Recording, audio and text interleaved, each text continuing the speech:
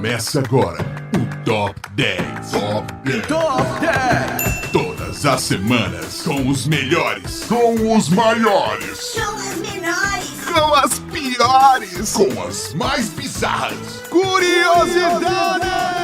Curiosidades com Tato Tarkan e Professor Mauri. Então segura a cadeira, porque vai começar. Vai começar. Vai começar.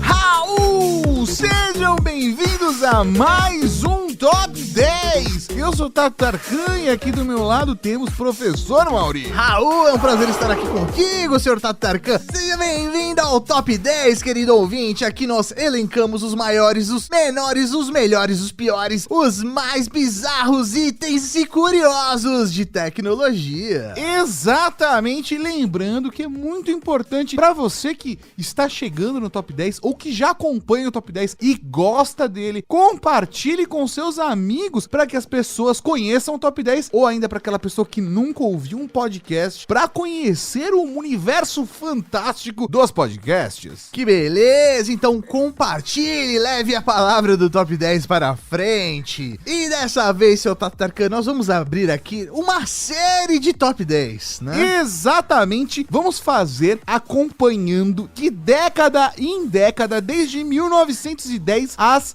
maiores e melhores tecnologias por década. E para começar essa sequência de programas, né, sobre tecnologias de cada década, nós vamos aqui para os anos a partir de 1910. Esse período aqui, vamos dizer assim, é um pouquinho importante para nossa história. Não, né? Sr. Mauro, não tem nada de importante. Só a Primeira Guerra Mundial, a Revolução de Outubro na Rússia, o naufrágio do Titanic e a publicação da primeira cruzadinha do mundo.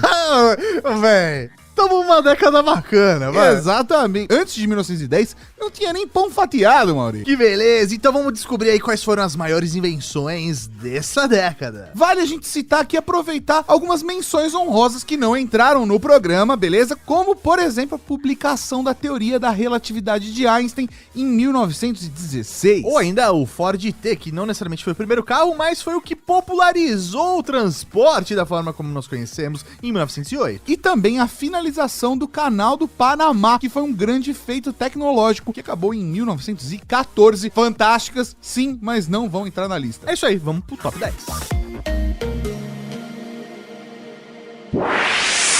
10. Abrindo esse Top 10, nós vamos falar do saquinho de chá. É isso aí, o saquinho de chá. Antes dessa década, Mauri, pelo menos nós, no Ocidente, tínhamos uma trabalheira pra tomar um chá. Que absurdo é esse? É verdade. E isso, obviamente, antes da revolução do chá industrializado. Não, é isso mesmo. A gente entende que a gente tá meio que roubando aqui nessa entrada do Top 10. Só um pouquinho. Os chineses, eles já usavam o chá em saquinho costurados à mão no século 8. Mas aqui, como a gente do Ocidente, a gente adora redescobrir e contar a história do jeito que a gente quer, a gente vai colocar aqui o chá de saquinho porque ele ganhou muita força aqui no mundo civilizado, entre aspas. É bom a gente citar a versão do mundo civilizado, porque a versão ocidental das coisas, às vezes o Ocidente reescreve a história, como, por exemplo, a descoberta ou redescoberta do saquinho de chá. O saquinho de chá, ele ganhou bastante importância e ficou popular a partir aí de um importador de chá e café, o Thomas Sullivan. Se for analisar de verdade, ele meio que destruiu o ganha-pão de vários adivinhos, né, Tato? É porque antigamente tinha a parada de você ler o futuro da pessoa na borra do café ou ainda nos grãos de chá que ficavam Nas as folhas. As folhas de chá que ficavam, que nem mostra em Harry Potter, mas no final das contas ele acabou com isso graças ao fantástico saquinho de chá industrializado. Mas se for olhar por outro lado, ele deixou a hora do chá na Inglaterra bem melhor. É, bem mais prática, e eu acho que é exatamente esse o ponto. Imagina só a gente ter que fazer todo aquele processo quase ritualístico das folhas. Aí lá, ferve a água, coloca as folhas secas, aí depois você vai lá e abafa, aí depois você coa tudo pra depois beber um chazinho. É muito mais fácil. Talvez, olha só, professor Mauri, talvez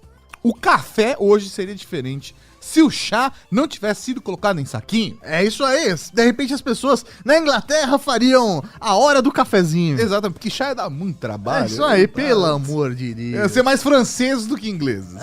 Por favor.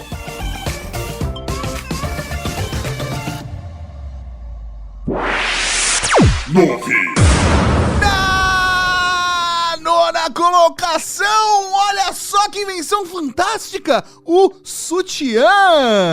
Mary Phillips Jacob recebeu em 1914 a patente do primeiro modelo de sutiã, Tato Tarkan. Ou o brossier, por isso que vem no inglês ainda usam bro. Olha só, que seria mais ou menos a base desse sutiã moderno que a gente conhece hoje. E ele ganhou bastante popularidade aqui no Ocidente, especialmente porque na década aí de 1910 estávamos passando por uma escassez de metais. Tato. Até por conta da Primeira Guerra Mundial. Então, obviamente, com menos metal, ficava muito mais fácil fazer um sutiã do que fazer um corsete. É, malandro. E eu acho que, assim, é óbvio que você tá falando, Tato, só pensa em sacanagem. Só pensa em sacanagem. Só pensa em sacanagem. Não, não é essa parada. A questão é que o sutiã foi responsável não só por revolucionar as roupas de baixo feminina, mas também se tornou um símbolo da liberação feminina nos anos 60, com a queima de vários sutiãs durante o concurso Miss América nos Estados Unidos. Tornou um símbolo. E como nós definimos, a base para esse top 10 é o quanto essa tecnologia transformou a nossa sociedade. Sem contar que fica muito mais fácil correr com o sutiã, né? Dependendo do seu gênero, dá mais trabalho. Dependendo do tamanho dos seus seios, Mauri, pode machucar. É o sutiã complicado. dá aquela segurada, dá aquela estruturada na roupa de baixo. E as roupas foram ficando mais confortáveis com o tempo. Imagina ficar usando aqueles corselete lá, aqueles corpete. Meu, Corsete, Mauri. corsete. Esses corcel, imagina ficar usando esses corcel. Pelo amor de Deus, sutiã realmente é bem melhor e também muito mais inspirador. Pena que tem gente que demora demais pra conseguir abrir, né? Pô, já tentou abrir,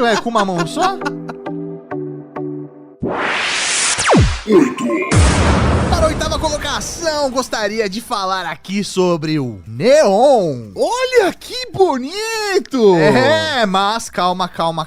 Não estamos falando aqui do elemento químico neon. É porque já foi inventado desde o começo da invenção de tudo. É, né? desde a invenção do mundo.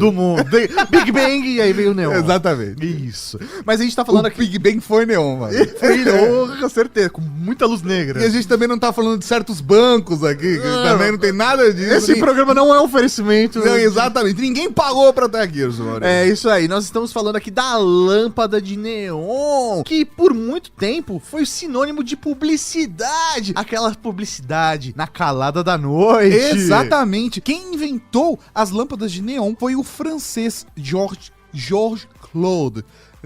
Jean-Claude Van Damme. Foi ele que inventou as lâmpadas. Foi o Georges Claude. Fala direito. Georges Claude, falei, eu corrigi aqui. Tem o Van Damme. Não tem. Nem é Jean-Claude, é Jorge. Se escreve Jorges, inclusive, no plural. Foram os Jorges Claude. É isso aí. E foi uma maneira de aproveitar, na verdade, de reaproveitar todo o neon que era um subproduto do processo de liquefação do ar. Então, enquanto ele tava jogando fora, tava desperdiçando neon, ele falou, olha só, dá pra gente usar isso pra fazer lâmpada. E olha só, senhoras e senhores, esse cara aqui só fundou uma empresa chamada Air Liquid. Exato, só Air Liquid. É isso aí, que só vale algumas dezenas de bilhões, né? Só dezenas de bilhões, tá de boa. É isso aí, é isso que é empreendedor, ele utilizou uma coisa que atrapalhava pra criar um novo produto. E obviamente a lâmpada de neon está nessa colocação, porque ela redefiniu a maneira como nós divulgamos lojas, barbearias, açougues, qualquer tipo de estabelecimento aberto ao público. A lâmpada de neon, ela marcou tanto a época que hoje aqui, né, em 2019, nós utilizamos o neon ainda, obviamente de outras maneiras, até LED, mas sempre fazendo referência ao neon de uma maneira vintage, né, quase hipster, né? Exato, os hipsters adoram o neon, professor Mori. Eu aposto que quando você usava coque samurai, as pessoas têm que saber. Quando você usava coque samurai, você adorava lâmpadas de neon. Quando eu vi uma barbearia e ela não tinha lâmpada de neon, Nem entrava. eu nem passava na calçada, tá? É lâmpada de neon e lava lamp, aquela lâmpada de lava dos anos 70. Então essa é da hora. A gente chega lá. 7. Na sétima colocação, sim, os gordos agradecem, escada rolante. Amém. Pra quem não sabe, eu sou gordo. Eu posso falar de gordo. Não, porque... Tem gente que pode se sentir ofendida. Gente, eu sou gordo também, tá tudo bem. É, isso aí não é Mesmo nada. time. E a gente tem que agradecer, porque as escadas rolantes foram uma das maiores invenções da humanidade, junto com ar-condicionado e geladeira. Eu queria ver uma esteira. Nossa senhora. Vamos lá. O que é importante citar é que projetos de escadas que se moviam já existiam desde a década de 1850. Mas as escadas rolantes, de fato, só vieram a existir de uma maneira maneira viável nessa década de 1910. E aí sim se espalhou por todo o mundo. E, tem que estar aqui porque, senhoras e senhores, você consegue se imaginar indo fazer compras em um shopping center com 5 andares, você subindo e descendo aquelas escadas tradicionais, aquelas escadas analógicas. Escadas, né? não digitais, né? Elas são escadas analógicas. É. Carregando sacolas pra todo lado. Pois é, fica difícil. O elevador e escada rolante são salvações e fica muito mais fácil você andar dentro de um shopping ou passear num lugar que você não chega suado no cinema, porque normalmente, pelo menos aqui em São Paulo, que é onde a gente tá gravando esse podcast, o cinema fica sempre no último andar do shopping. E aí, pra chegar lá em cima, às vezes são 4, 5, 6 andares. Se a praça de alimentação tá embaixo e o cinema em cima, acabou. Aí você deve estar falando, mas podia ter elevador, não precisava de escada rolante. Você consegue imaginar elevadores dando conta do fluxo de pessoas comprando nesse sistema capitalista que consome a gente todos os dias? Eu gosto desse sistema capitalista que consome a gente todos os Por dias. causa da escada rolante. Pois a escada rolante com certeza ajuda. Agora, sei lá, por exemplo, imagina a galera de São Petersburgo. Tem que descer ou subir. Ou pior, subir. Pior, subir 79 metros de profundidade por conta de algumas estações de metrô. Usando só os músculos da perna. Mano, eu não sei nem se eu tenho músculo na perna. Eu tenho osso, gordura e pele. Eu acho que eu entendi porque os russos têm aquela dança peculiar, hein? É pra fortalecer pras escadas. É isso. Escada rolante por conta da União Soviética, eu aposto, só chegaram no final da década de 90 e começo dos anos 2000. Pelo amor de Deus. Guerra Fria, Mauri. Guerra Fria. Você ia vender escada rolante pros russos? Não sei. Eles fariam suas próprias escadas rolantes. Com certeza que não. Tenho certeza que com as escadas rolantes da União Soviética eles chegariam à Lua primeiro, viu? Esse é um bom top 10. Tecnologias da União Soviética. Porra. 6. Na sexta colocação, quero falar aqui da torradeira. Ah, que gostoso! Que melhor que uma bela torrada pra começar o seu cafezes da manhã. É isso mesmo, a mãe da torradeira clássica, aquela que tem 2 espaços para você colocar o pão de forma, esquentá-lo, deixá-lo tostadinho até que ele pule para fora, prontinho para passar aquela manteiga que vai derreter pelo meio daquele Mauri, pão de forma. Você começou uma frase e não acabou. Você tá viajando no pão, isso é coisa de gordo, Mauri. Não. Vai no pão. O que tem a torradeira? Ela surgiu em 1913. A mãe da torradeira surgiu em 1913. Isso aí! Era um modelo que, pela primeira vez, ela virava o pão sozinha para tostar dos 2 lados, sem a intervenção de humanos. Senhor Mauri, eu acho que a gente ranqueou esse top 10 errado. Como assim? Devia ser top 10 tecnologias de 1910 para os gordinhos. Ah! Porque aí, por exemplo, a torradeira estaria lá em cima, junto com a escada rolante. Talvez a escada rolante ficasse em primeiro lugar, mano. Talvez. Mas eu acho que o ponto é que a torradeira é realmente muito prática. Eu, curiosamente, não tive contato com torradeira até minha vida adulta. Era uma parada que eu só vi em filmes, mas nunca mesmo? tive em casa. Nada, porque, sei lá, é uma coisa muito específica. Sim, é um eletrodoméstico. só pra um uso específico. Pra um uso específico. Tipo aquelas sanduicheiras. É. Eu tive antes das torradeiras, inclusive. Caramba! É verdade. Porque ela também servia pra fazer torrada. E também sanduíches. E na verdade, e grelhados. era o George Foreman, que também fazia carne. Sempre tem um monte de coisa. Pra mim, de verdade, o que eu usava aquela sanduicheira do fogão. Sabe que você fecha os 2 lados e chama vira o... Tostex. Tostex. Eu não conhecia pela marca, eu comprava Não, não é marca. Isso daí, você for na feira e fala, com Tostex eles te vendem. Ah, eu vou comprar um Tostex. É. É muito da hora um Depois Tostex. eles vendaram um Tostex de pão francês. Ah, você tá zoando que existe isso. Tô falando, ele é uma, tipo, parece uma bolinha de futebol americano. Eu vou comprar isso essa semana, mano. É, Não bonito. estou zoando. Mas o ponto é que as torradeiras deixam o nosso café da manhã muito mais práticos mesmo, né? Sem contar toda a influência que as torradeiras também têm em toda a cultura, principalmente por conta da influência americana. É isso aí, no cinema, filmes, livros, séries. Tem muita. Por exemplo, imagina a fantástica cena em Pulp Fiction, quando o Butch Cody, que é o Bruce Willis, vai lá e atira no Vincent Vega na privada. Sem aquela torradeira Sem a disparando. torradeira, aquela cena não seria nada. Nada, é. A torradeira deveria ter ganhado aqui um Oscar de melhor atriz coadjuvante. Com certeza, professor Mauri, porque sem a torradeira, o Butch não tinha matado o Vincent Vega. Daquela forma, não. Não, ele tinha jogado a torrada. Não é só um pão, esse é só um pão mole, né? É. Triste. Um pão mole triste. 5.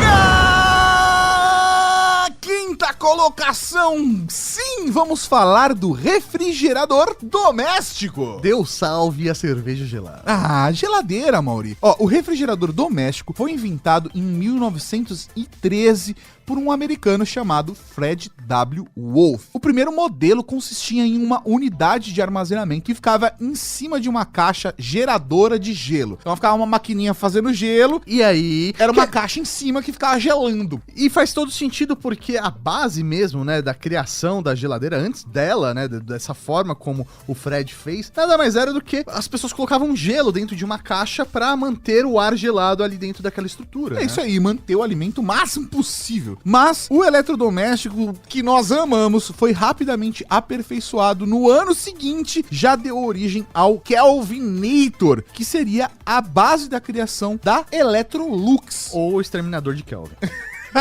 Nossa, É, porque Kelvin é temperatura, ele mata a temperatura. que genial, agora eu Entendeu? entendi. É o Kelvinator. É o Kelvinator. Produto americano, É, né? isso aí. Aqui no Brasil seria o quê? O Celsator. Celsator. O exterminador de céus. Os treinadores. Não ficaria tão bom. Mas o ponto é que, antes da invenção dos refrigeradores, a humanidade, basicamente tinha que pegar gelo de lugares frios e correr com eles o mais rápido possível até os lugares quentes antes que virasse água. É isso aí. Imagina o cara pegando gelo. Corre. Vai. Isso aí era o jeito e isso é extremamente caro. Então a geladeira, ela faz toda a gelo. É que eu acho que é caro. Ué, eu quero uma caipirinha com 2 cubos de limão. Sai um cara e corre até a Patagônia.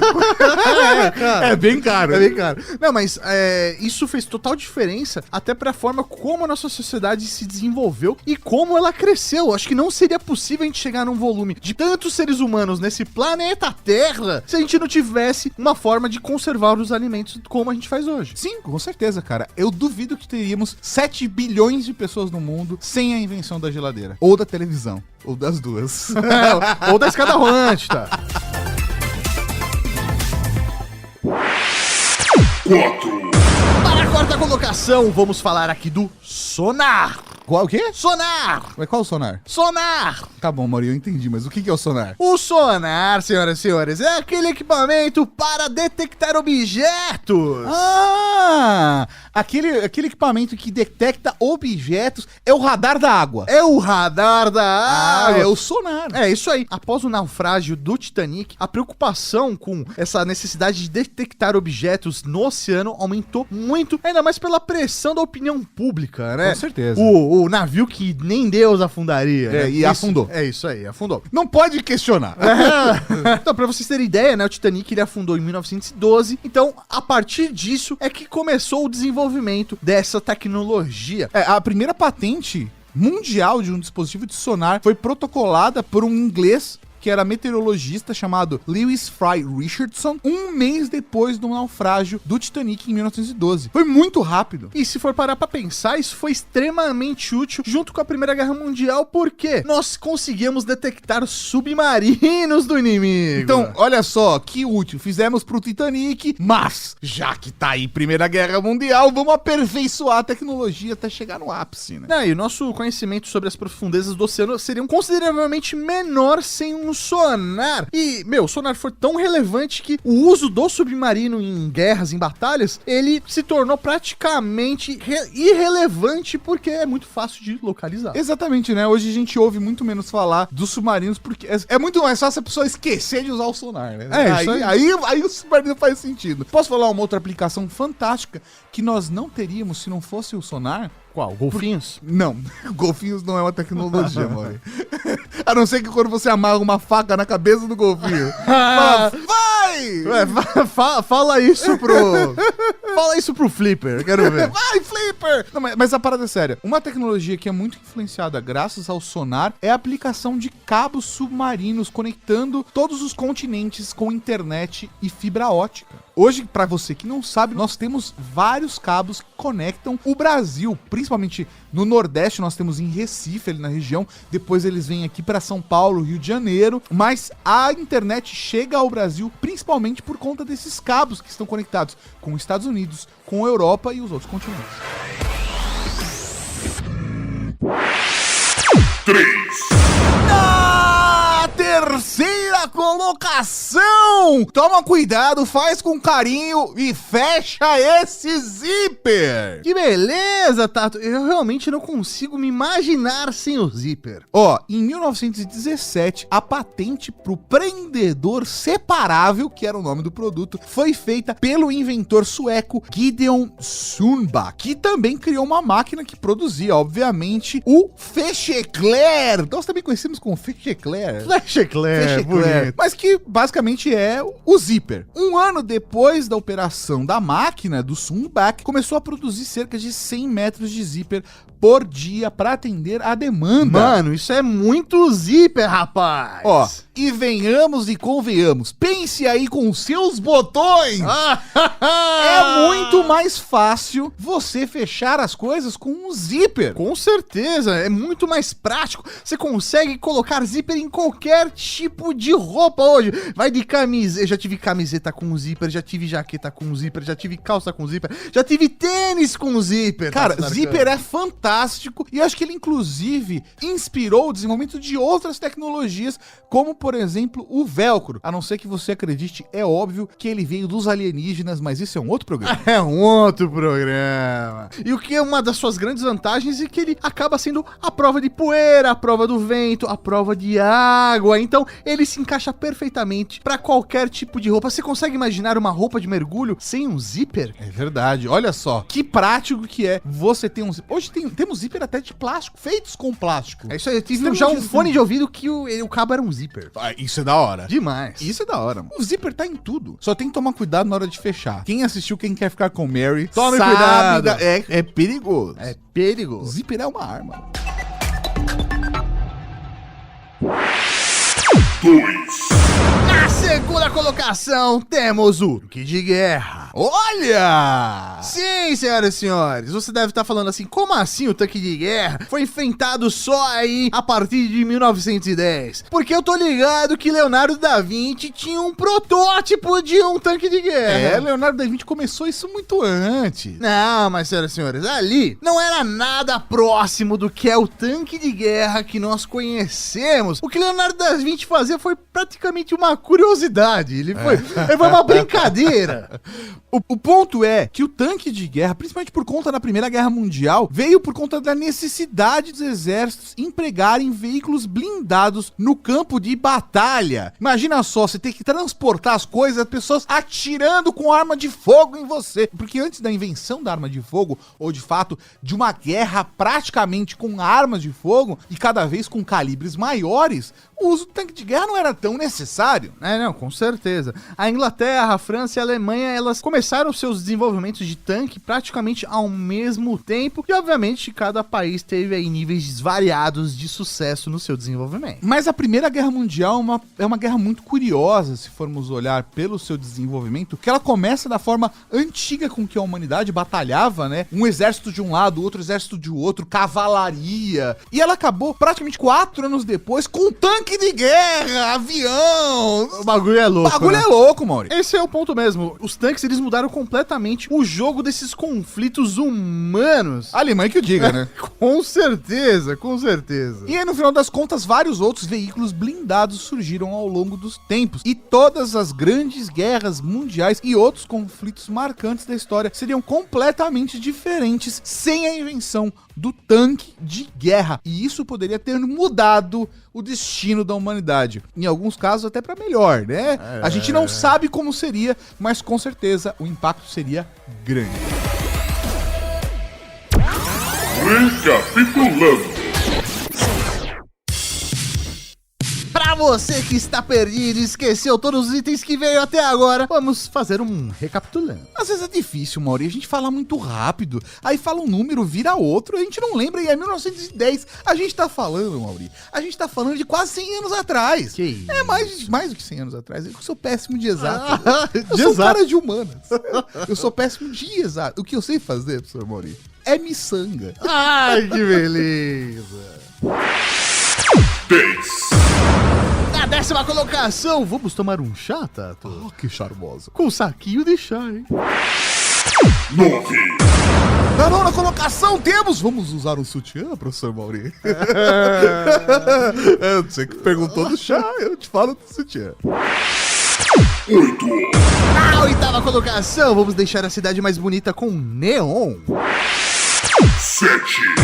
Na sétima colocação, vamos ao shopping, andar de escada rolante? Vamos lá, professor Mauri? Vamos. 6. Na sexta colocação, vamos comer uma torrada? Você realmente vai fazer isso? Com a torradeira? 5. Na quinta colocação, vamos comer uma torrada, mas só se eu puder tomar com uma limonada gelada no meu refrigerador doméstico.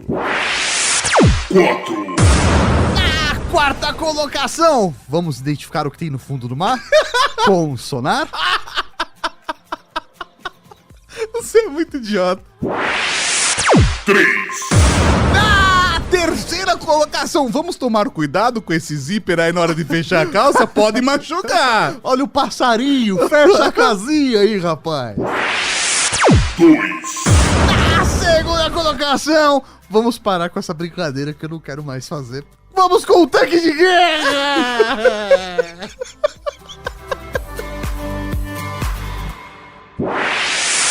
E na primeira colocação desse top 10, temos o aço inoxidável. Cara, que da hora! Cara, em 1912, um inglês chamado Harry Brearley estava tentando encontrar uma liga metálica resistente à corrosão para tambores de armas. E ele descobriu depois que conseguiu industrializar o aço inoxidável. Ah, moleque, imagina que louco, um aço que não sofre corrosão. Não oxida. Que foda! A novidade ela foi anunciada ao público 2 anos depois, quando o cientista conseguia produzir em larga escala, seu tá. E praticamente o aço inoxidável mudou absolutamente tudo sobre metais hoje em dia. Desde panela de cozinha até espaçonave, aeronave, navio, disco voador. Tudo que a humanidade faz com metal Disco voador. mudou completamente depois do aço inoxidável. Não, realmente, o desenvolvimento industrial da humanidade, ele teria seguido um caminho completamente diferente ou muito mais lento. Sim. Se nós não tivéssemos aí essa liga metálica que não corrói, né? Que não oxida. Imagina, por exemplo, ponte, professor Mauri. Você pode usar parafusos que não vão corroer. Ou ainda, piercing no nariz. Você tem um piercing no umbigo? Ah! Como que você vai ter um piercing no umbigo que não seja de aço inoxidável, não seja de um material cirúrgico? Tudo isso veio do aço inoxidável. Essa mistura de sangue, ferro e cromo.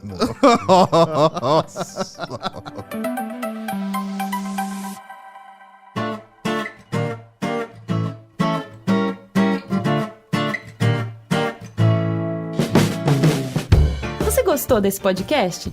Compartilhe e ajude a Podosfera a crescer.